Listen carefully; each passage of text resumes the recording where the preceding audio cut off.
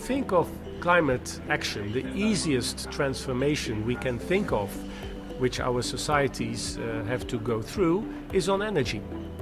Another one has to do with digitalization.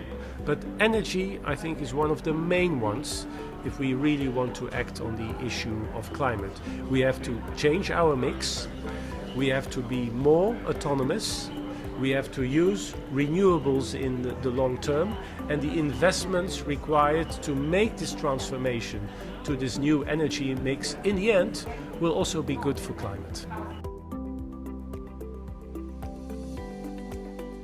I think it's different for every country in the region. Some are very strong in hydropower, others have to transform coal mines into a modern supply of energy. I think we can do a lot when it comes to investing in renewables. So there's not just one project. We are ready to invest in the different energy prospects we have. So the whole width of the energy sector. And it's not only production, it can also be efficient buildings, using less energy for heating, using less energy for cooling. So I think it's a big combination of all these elements.